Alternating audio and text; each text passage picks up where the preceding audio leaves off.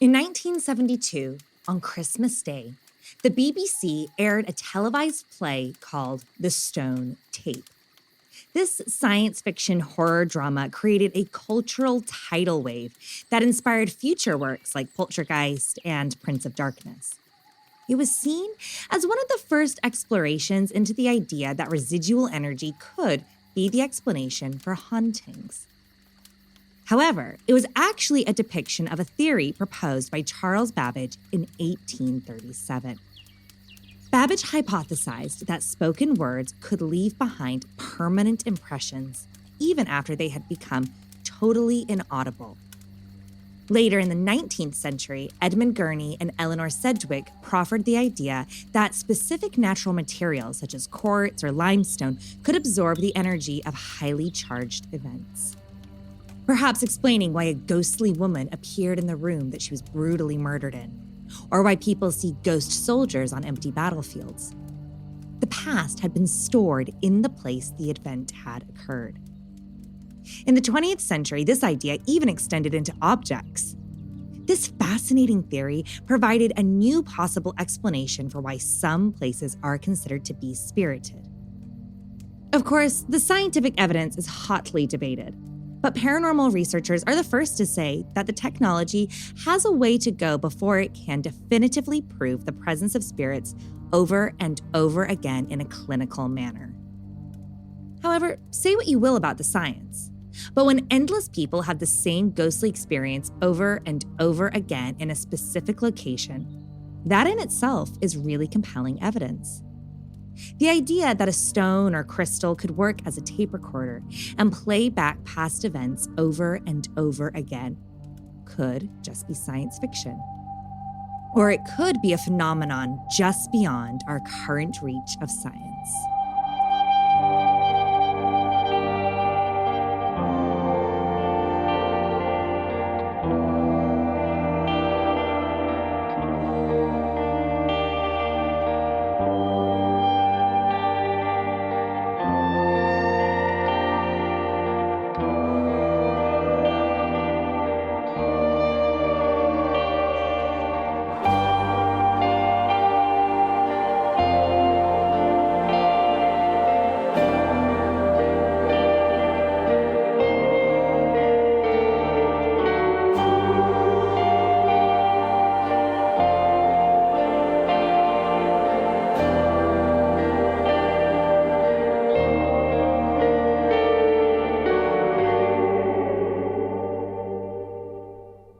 Hello and welcome to episode 33 of The West London Witch, a podcast where we share stories about those moments where we find ourselves very much not alone.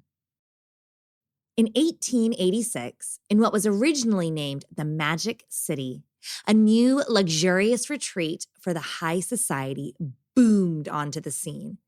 The Crescent Hotel was the new it place for the absurdly rich and famous. Located in the unparalleled beauty of Eureka Springs in the Ozarks of northern Arkansas, this resort promised to be a destination like no other. A palatial building boasting impressively plush guest rooms, modern conveniences, and the best service money could buy. But this majestic hotel has quite the sordid past.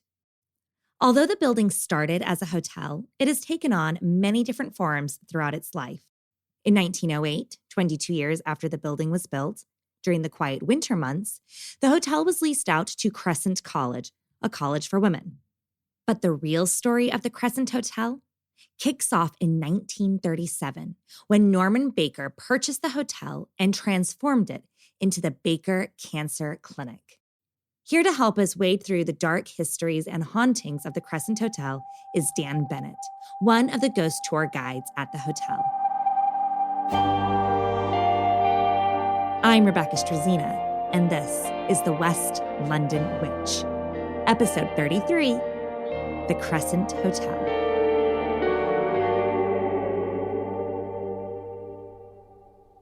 The Crescent Hotel, for 2 years, from 1938 to 1939, it was operated as a cancer hospital by a man named Norman Glenwood Baker.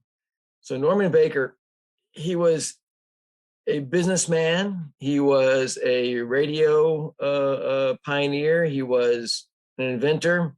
He was many things. He was not, however, a doctor. He had no medical training at all.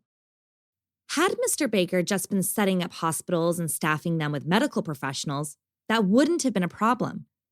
But Mr. Baker did not only set up 3 hospitals, but he also deemed himself a doctor who had the cure to cancer. This cure made by a fraudulent doctor was, as you can imagine, totally useless. Snake oil in a very expensive bottle. Norman Baker called it Secret Formula Number 5, and it had a guaranteed success rate. He would advertise his cure for cancer over his radio station, which was called, at that time, it was XENT. It was a radio station broadcasting out of Mexico, actually. So this is how he got people to come to the hospital and to mail out brochure. So this hospital, he could house, upwards of 100 patients. The hotel had 70 rooms for patients, and boy, was he able to fill them. Patients, desperate for a cure, flocked to the Baker Cancer Clinic. But Secret Formula Number 5 wasn't cheap. The cure cost $1,000 a month. This was in 1938, the middle of the Great Depression. In today's money, that would be close to $20,000. So what did your money buy you? What exactly was in Secret Formula Number 5? Surely it was laced with gold or precious gems for that price. Here is the recipe for the cure for cancer that Norman Baker was selling. Ground watermelon seed, corn silk, water, glycerin, peppermint, clover, and a dash of carbolic acid. This is the material. So they would cook this stuff up. They would distill it and filter it or do whatever they do with it. Then they would draw it up in syringes and they would inject it into these people. They would inject it into the people at this hospital, into their bodies, onto the sites of their tumors. This was supposed to be the cure for cancer. There was only one real doctor on staff at the Baker Cancer Clinic, a Dr. J.L. Statler. However, he wasn't there full time. He split his time between Baker's other cancer hospital in Muscatine, Iowa. This left the clinic to be overseen by a staff of non-medical professionals. Some staff members had attained an eclectic medical degree, but this wasn't a real degree. Rather, a certificate stating that they had taken a few courses on general medical knowledge. This in no way qualified someone to diagnose or treat cancer.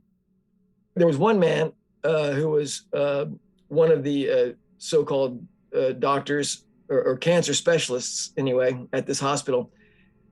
It was revealed in the trial on his fraud trial. It was revealed that this man, his education only went to the 8th grade, and before he came to the hospital to be a cancer specialist, he had been a surveyor's assistant and a coal miner. So that was this man's, job before he became a cancer specialist.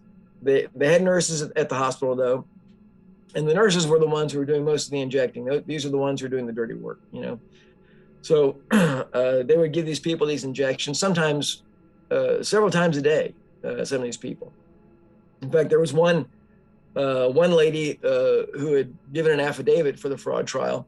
She testified that she was told she had cancer of the uterus. Now, she really didn't have it. She had a fibroid tumor, benign, kind of tumor. Her real doctor back home told her this, but she wasn't satisfied, so she went to the Baker Institute to find out what she had. And they told her, oh, yes, you have cancer. So they began to inject her with this material, and they would inject. She said that they would lay her on a table, and this girl would come in and give her an injection, on one side of her body, turn her over, give her an injection on the other side of her body, turn her over, give her an injection, several injections in a day of this material, which was, just totally bogus. So this lady eventually went back home to her real doctor and resumed normal treatment, but not before spending, several $100s at the Baker Hospital. If being injected with phony pharmaceuticals wasn't bad enough, there was another element to Dr. Baker's cure: mental therapeutics. You would be trained to use your mind to heal yourself.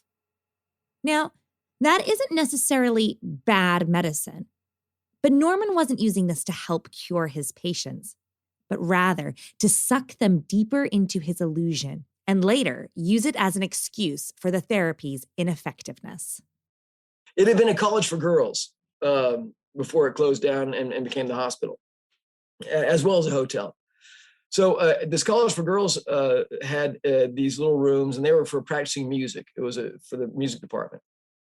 Well, when Norman got the hotel and began to remodel it into his hospital, he turned these music rooms into little rooms. He blacked out the windows. He put a chair and a bed in each one of these rooms, and then he separated this from the rest of the hospital with a steel reinforced door for soundproofing. And he called this area, and he said it out loud, he called this area the asylum. Kind of an odd thing to have in a cancer hospital, I suppose, but there it was. So a lot of people that came to this hospital, a lot of them did indeed have cancer. They would show up and they actually had cancer. They'd come from the doctor. But some people showed up there who just, would come in complaining of pains and, thought they were sick or whatever. And Norman and his staff, they would examine them and pronounce them as having cancer. Now, they probably didn't have cancer. A lot of them didn't have cancer. But they would just say they did now and treat them and take their money and send them home. Healthy people, or seemingly cancer-free patients, leaving the Baker Cancer Clinic only helped bolster Norman's claims that his cure was effective and worth your time and money. In Norman's advertisements, he said he had a 6-week guarantee. 6 weeks treatment, you'd be cured, 100% guarantee. So with a lot of the patients there at the hospital, after 6 weeks, he would just throw them out. But he would say, hey, if they were at all able to walk and looked halfway decent, he'd say, oh, you're cured. It's time for you to go home and be with your family. It's been a great success. Thank you very much. Go home. So a lot of people, they would go home and die. That's what would happen. A lot of folks would go home and not die because they didn't have cancer to begin with. But there were some people who came to the hospital, as I said before, had really had cancer and quite bad, quite advanced cases. Now, these people, they were not going to last 6 weeks. It wasn't going to happen. So Norman could see this, and he could tell they were about to die. So he didn't want them to die in front of the other patients. That would be bad for business. It'd be bad for the guarantee. So what he would do, he would put those people back in the asylum. So he put these people back in the asylum, and he'd tell the other patients, those folks, they're having difficulty with our mental therapeutics training. So we've moved them into the asylum where they can have more privacy and quiet. We can help them with their shyness and their reticence, and we can help them develop their mental therapeutics back there. So don't worry about them; they'll be fine.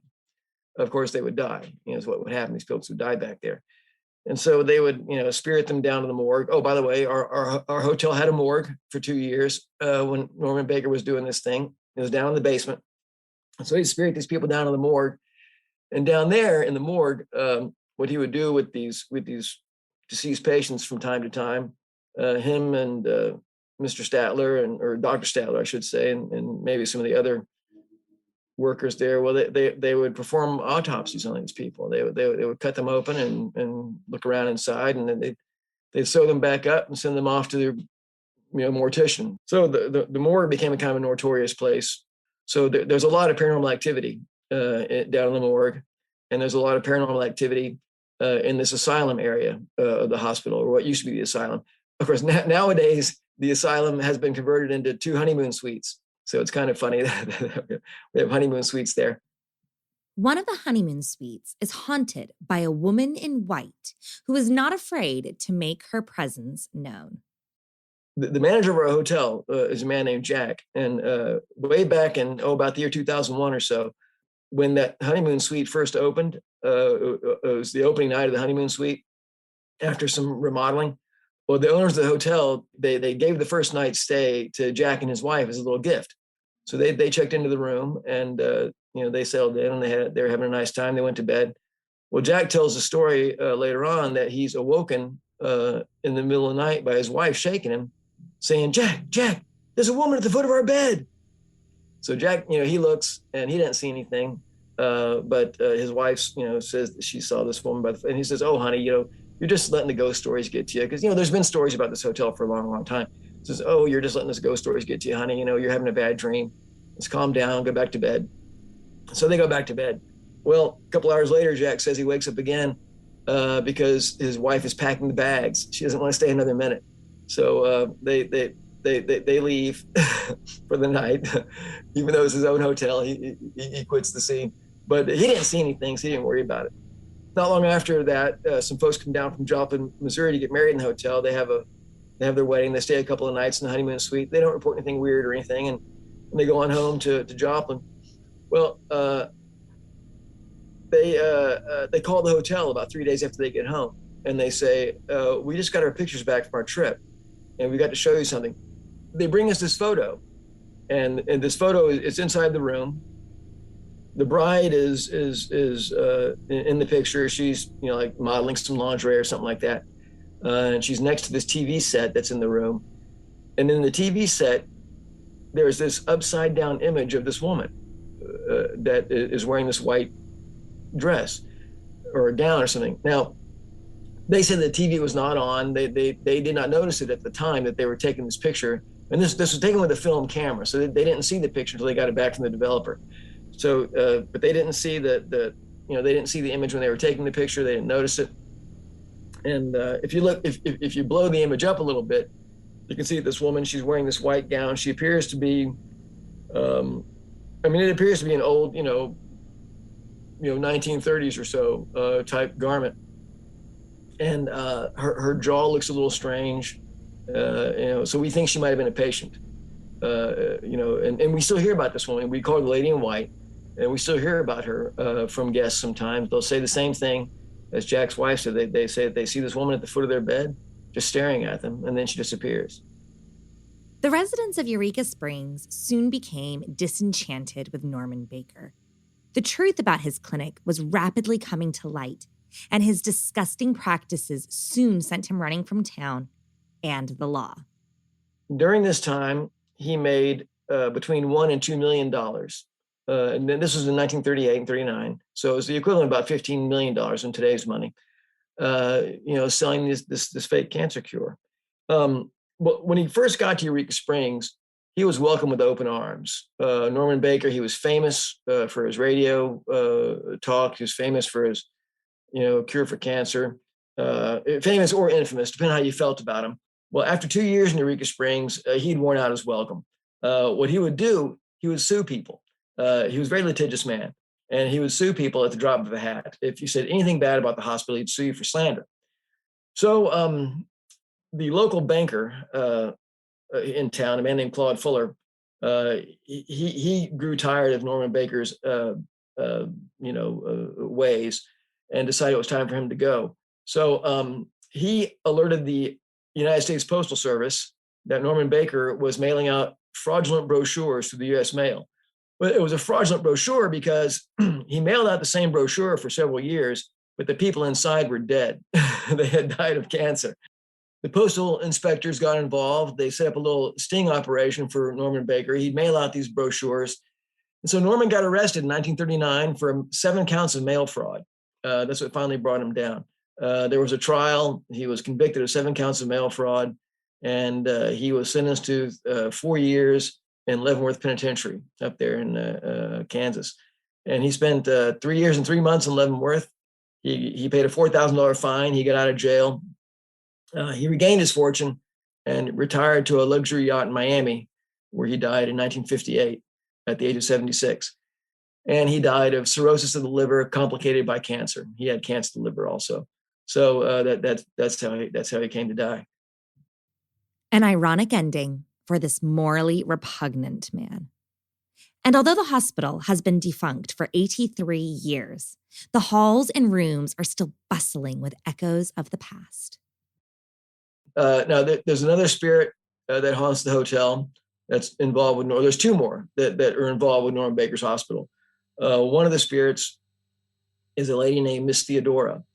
Now, Miss Theodora, she was an employee of the Baker Hospital. She lived in room number 419, which is on the 4th floor of the hospital, which is where a lot of the staff stayed. So room 419, people who check into room 419 from time to time, they will tell us that they'll go out for the evening, or they'll go out on a walk in Eureka Springs or whatever. They'll come back to the room, and they'll kick off their shoes. They'll dump their pockets on top of the dresser. Maybe they'll get in the shower. So they'll take off their clothes and drop them on the floor or something like that. So they'll go get in the shower. Well, when they come out of the shower, they tell us sometimes that they find their shoes have been lined up in a little row in front of the bed, and that the stuff that they dumped on top of the dresser, it's been arranged for them, organized, and even the coins are stacked by denomination. They'll find the clothes they dropped on the floor have been folded and put on the bed, stuff like that. Miss Theodora, apparently she's very organized, neat and tidy, kind of OCD kind of ghost. Likes to take care of her guests. What a lovely and hospitable spirit.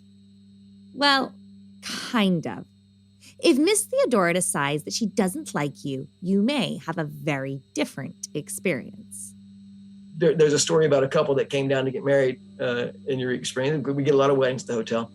So they were getting married, and they're going to be married the following day. And they checked into room 419 there, and they unpacked their bags, and they hung some wedding clothes in the closet, and they settled in for the evening. But maybe the pre-wedding jitters got to them. Something happened. They began to argue over some small matter, and then pretty soon they got into it was quite a shouting match. They really had it, really yelling at each other. Well, they both realized this is no way to begin a marriage, so they agreed to go down to the bar and have a little drink and talk it over and work it out, because they're getting married, right? They want it to be good. So they go down to the bar, have a little drink, and they talk over, they work out their problem, they fall back in love. So they come back to the room to make up, and they turn the key in the door and it works fine. They turn the doorknob and it works fine. But the groom goes to open the door and he can't quite get the door to open up. It's like there's something blocking the door. So he shoves really hard, gets the door to open up. And when they get inside the room, they find their bags have been packed and put behind the door, but not everything had been packed. The wedding clothes have been taken out of the closet and tossed into a pile in the middle of the floor. Apparently, Miss Theodora had not blessed their nuptials. Perhaps it was the arguing that got to her. It could be, too, she is from the 1930s, after all. It could be she was offended that they were, sharing the room before the wedding. Who knows? But she's done that to a few guests. Now, this couple did stay and get married, and that's all we know, though. We don't know if it was happily ever after or not. So maybe she knew something that we didn't know. Who knows? Miss Theodora is not only experienced in her room, but she's also seen outside of her room. And she doesn't present as a ghost, but rather as a real living woman. Theodora is seen in the hallway in front of her room sometimes, room 419, trying to get back into her room. And that's the only place she's seen in the hospital. In the hotel, is in front in this hallway. Just and people will approach her sometimes to ask her if she needs any help, because she appears to be trying to find something in her purse. Is whenever she's seen Miss Theodora. But as far as cleaning up the room goes, they don't see her then. They just, that's all they ever see is just her out in the hallway. There is another spirit connected to the Baker Cancer Clinic who roams the halls of the Crescent Hotel, and she is known as the nurse. Now, when people did die in the asylum downstairs that I discussed earlier, when people did die in the asylum, well, they had to get them down to the morgue. But the elevator is way down the hall. The staff did not want to push dead bodies down the hallway during the daytime. That would be really bad for the guarantee. So what they would do is they would wait until 3:30 or 4 in the morning to push these dead bodies down the hall, to get them down to the elevator, because everyone's asleep, no one's paying attention. It was dead of night. Well, some of our guests on the 3rd floor, which is where this asylum is located or was located, some of our guests up there, they will tell us that they hear sometimes about 3:30, 4 in the morning, the sound of a squeaking wheel going down the hallway very loud. And so they'll look out in the hallway to see what's going on. And they say they see this woman in a nursing uniform pushing a gurney down the hall with a sheet draped body on the gurney, and it goes all the way down to the elevator and disappears. Now, they say that you can't get her attention, you can't distract her. They call out and she doesn't answer. They try to run her down, and she just, gets away. It just nothing, there's no, she's not paying attention to anything around her. It's thought that the nurse could be a residual haunting, A residual haunting usually occurs when an intensely negative or traumatic event occurs. This event imprints itself onto its surroundings and then repeatedly plays back the event on loop. It's not an intelligent haunting, which can be rather chilling, because although these guests are watching a full flesh and blood nurse push a gurney down the hall, she cannot hear or see them. She's merely a memory of a very dark part of the history of the Crescent Hotel. Now, I mentioned the morgue before, and that's the down in the basement of the hotel nowadays. Of course, it's not open; it's not a morgue anymore, but it's on the ghost tour.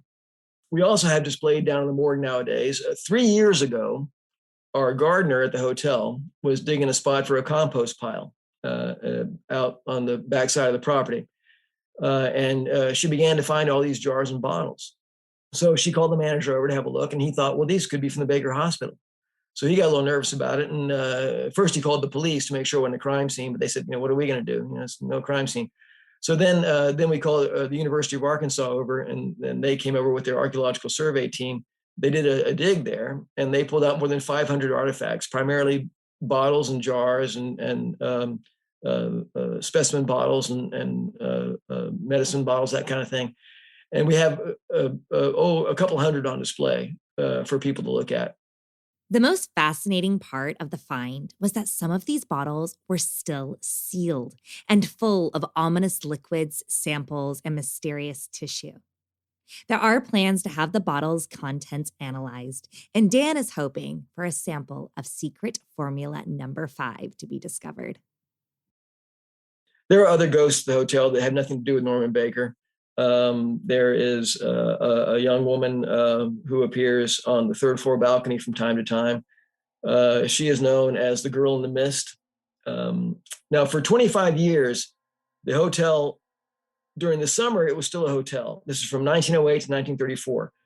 During the summer, it was run as a hotel, but during the rest of the year, when it was quiet, it was leased out to a college for girls. And this was the Crescent College and Conservatory for Young Women. And it was a boarding school.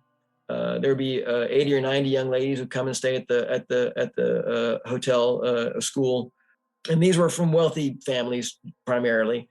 The Girl in the Mist is from that time period. So the story is that at some point, one of the young ladies who was staying at the school, she was out on the balcony on the 3rd floor about 10:30 at night, and nobody was around, and she fell to her death. Fell off the balcony to her death in the garden below. A tragic event. Well, the story came out a little later on that this young lady had become pregnant out of wedlock. Now, and this was a big scandal, in those days. This had been a huge scandal, especially for these wealthy families, these, society families. They would not, be happy about this. And of course, from the school for girls standpoint, it's not the kind of thing you want to get out. But yeah, again, it was a tragedy. But now the questions began to ask, was there some foul play involved? Did something happen? What's really going on here? So, but that, the story just kind of faded into obscurity, and nothing, more was thought about it. But not long after that, people began to say that they'd see this girl in the mist. And so this girl in the mist, it was just up on this 3rd floor balcony about 10:30 at night. If people were outside, they might see it. And this cloud of mist would develop on this 3rd floor. And in this cloud of mist was this, sad-looking young lady. And all of a sudden, it would tumble off the 3rd floor balcony and fall into the garden below and just dissipate. This cloud of mist just dissipate, and there'd be nothing left. So people who see this, they also say that they see a dark figure back away from the rail of the 3rd floor balcony whenever this happens. So this, again, began to beg the question: was there some kind of foul play? What happened? Well, this being a very haunted hotel, we've had a lot of, the ghost shows have come, to the hotel several times. We've had a lot of seances over the years, and paranormal investigators, or, that kind of thing. So they looked into this story, and a couple of themes have emerged about who this, dark figure on the balcony might be. One of them is that it's her boyfriend, and he's come along to beg her to come away with him. But she's too ashamed of herself, and she jumps to her death. The other is that it's her father, and he's come along to fetch her away from this, evil place, and take her home and have this baby in secret, hidden away. but she doesn't want to do that. And so they get into a terrible argument. And in his rage, he knocks her over the balcony accidentally, and that's how she dies. Either way, it's a sad, story and an enduring mystery to this day. But people, occasionally still say they see this. They'll be out in the garden at night, and they'll look up there and they'll see this little cloud of mist, and all of a sudden it falls off the rail. Another ghost from the School for Girls days is a little boy named Brecky. His full name was Clifton Breckenridge Thompson, and he was the son of Richard Ryan and Mary Thompson. Richard was the president of the College for Girls, and Mary taught nursing and child welfare classes at the school also. In 1914, the couple had Brecky, and he and his family lived and worked at the school. Brecky had it made. If you can imagine being a little boy growing up in a college for girls, it was pretty cool. He had all these big sisters to play with, and the students loved having a little boy around to play with and love on and that kind of thing. And it was a great life for him. And as he got a little bit older, he began to, he had this little red ball he liked to play with, and he would, there was a dormitory area, in the hotel for the students, and he'd go and play with the girls, in the hallway with the ball, and they'd play out in the garden, just all over the hotel. It's just this playground. And it was a great life, but it was a short life. Brecky died in 1918. He died just a few days after his 4th birthday. He had developed some kind of intestinal infection, and it proved fatal. But Brecky, he still hangs around the hotel. He still hangs around the College for Girls. We hear about him in the 2nd floor area, where the dormitory area was. Our guests report they'll see a little boy out in the hallway sometimes at night, and he's bouncing this little red ball around, and he's dressed kind of strangely in this old-fashioned kind of clothing, and he'll be walking down the hall and he'll be muttering about how it's not fair. And they'll wonder if they've found a lost child, or what. They don't seem to realize that he's a ghost, and then he's gone, or the little kids will come in from the garden sometimes, and they'll come into the front desk and they'll say, "Hey, we're playing ball out in the garden with this kid, and he took off. We think he's staying here. Do you guys know who we're talking about? What room he's in?" We'll say, "What was he look like?" "Well, he's blonde-headed, and he's had some weird clothes on, and he had this red ball." And we'll say, "Oh, well, we think that's Brecky. Just say, hey, Brecky, if you see him again." "Okay." We're not going to scare him. It's a ghost. Run for your life. However, the oldest ghost at the Crescent Hotel is another young man, Michael. Michael died during the construction of the building and has been deeply woven into the ongoing paranormal activity since. He was a young man. He was a part of a family of stonemasons. They're from Ireland. They were hired by the Eureka Improvement Company to build the hotel. Michael was the youngest member of this family. He's about 17 years old. Very good-looking, handsome young man, strong, fit, all that good stuff. Very big personality.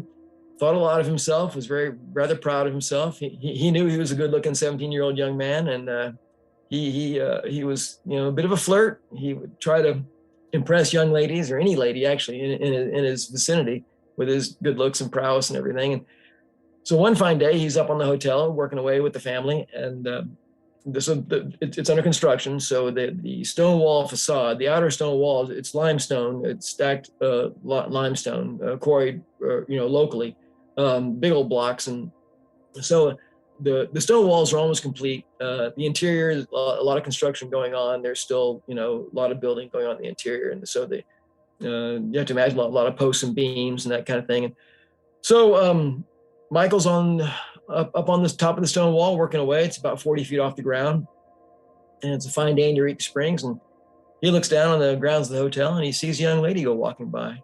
Well, he can't help himself. He has to get her attention. So he begins to call down to her, "Hey, lassie, hey, look up here." So she looks up, and he starts to show off up on the stone wall for her. So begins to kind of strut around up there, about 40 feet off the ground, showing off, walking around, no hands kind of thing, balance. And he begins to do an Irish jig for her up there. He starts to dance around up there, try to show off for her. Well, he loses his balance, and he falls off the building, and he falls into the interior of the hotel, and he hits his head on a beam that would become part of room number 218, and that's where he dies. So room 218 has ever since been Michael's room. Room 218 is the most popular room at the Crescent Hotel. Guests experience a range of paranormal activity. A set of French doors open onto the balcony. The door is secured by 3 latches.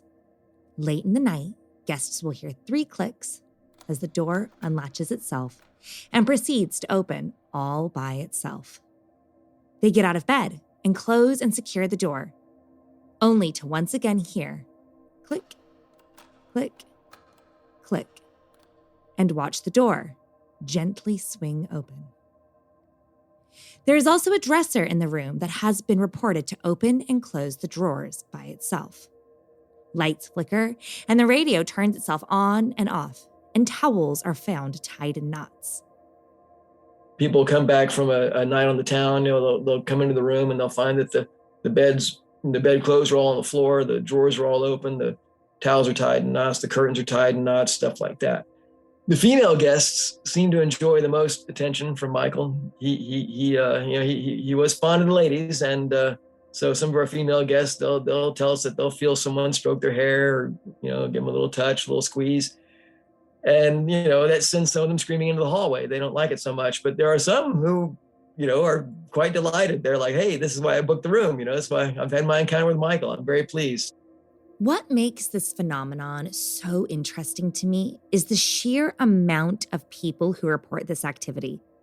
It's not a strange one-off coincidence, but rather a regular, well-documented occurrence. Even Dan has had the pleasure of experiencing the presence of Michael. Every winter, we have an event at the hotel that's called ESP Weekends, Eureka Springs Paranormal Weekend. And it's a conference. We bring in a couple of paranormal investigators to give talks and slideshows, and the people who come to these things are usually 50 or 60 people that come as guests, and they're into it. They're interested in paranormal, and some of them are investigators also, and they bring their own stuff and everything. So during this weekend, we don't rent out the haunted rooms. We leave them open so that from 10 p.m. to 3 a.m. They're open for investigation. You can run around the hotel and take your ghost hunting materials with you and check out these rooms. So the ghost tour guides, we're like the hall monitors. So it was 2 years ago. It was my first ESP weekend. I was in Michael's room, just kind of keeping an eye on things because people were wandering in and out. There's 4 other people in there. One of these people, there's this woman with her 18-year-old daughter in there. With the 18-year-old daughter's permission, they put her on the bed as bait for Michael, okay? And then they get their phones out and they're playing Irish music on the YouTube to try to attract, Michael's attention, to get him to come to the room. Not much is going on. We're just, trying to make something happen, but there's a few beeps and bops, nothing too crazy. And so we're just standing around talking to each other, and all of a sudden, I'm not kidding, I'm not making this up. All of a sudden, the upper right-hand drawer on this chest of drawers opens up real slowly all by itself. So we just freak out. We just, we pull out our phones. We're trying to record it, but we're too late. And then we stood there for an hour, trying to, waiting for it to happen again, but it didn't. But that's one of the coolest things I've seen, is this drawer opening all by itself. The Crescent Hotel is such a hotspot for paranormal activity that the staff are consistently flooded with stories from guests who have had unexplainable experiences. A week does not go by where someone doesn't tell me that they had an experience with one spirit or another. And I have to ask myself, why? Why is this particular location so active? I began to wonder if it has anything to do with the actual building materials themselves. Michael's family, the stonemasons, helped craft the amazing stone exterior of the building. The stone used was locally quarried limestone. Limestone has been known in paranormal research to be particularly absorbent and retentive of energy. Perhaps the spirits live on because their essence and memory have literally been absorbed into the building itself. There has definitely been enough sadness, tragedy, and heightened emotions to make the stone tape theory an interesting possible explanation for the amazing paranormal activity that goes on at the Crescent Hotel. Yes, but by all means, if you're in Eureka Springs, if you find yourself in Northwest Arkansas, come on over to Eureka Springs and take the ghost tour. It's about an hour and 10 minutes the tour, and there's a lot for the skeptics. There's some great history about the hotel. For the ghost lovers, there's some good ghost stories, and it's interesting. ReserveEureka.com is the website for reserving ghost tour tickets.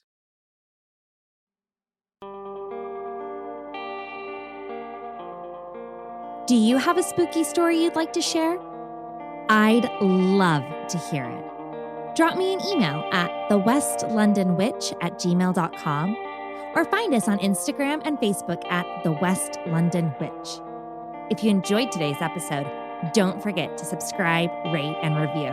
And come and follow us for additional content on Instagram and Facebook.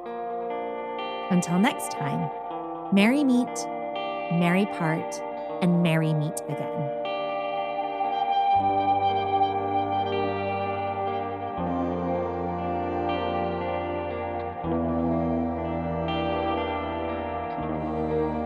The West London Witch is created by me, Rebecca Strazina. Our sound designer and production magician is the incredible Danny Cross. Our theme music was bespokely written and performed by the wickedly talented Kyle Hall. Our cover art is the beautiful collaboration between Lizzie Wilson and Jake Bowser. Special thanks to Miss Sinead Bowers, our quality control and biggest cheerleader. And thank you to you, all of our listeners all over the world. These are your stories. Thank you for sharing them with us.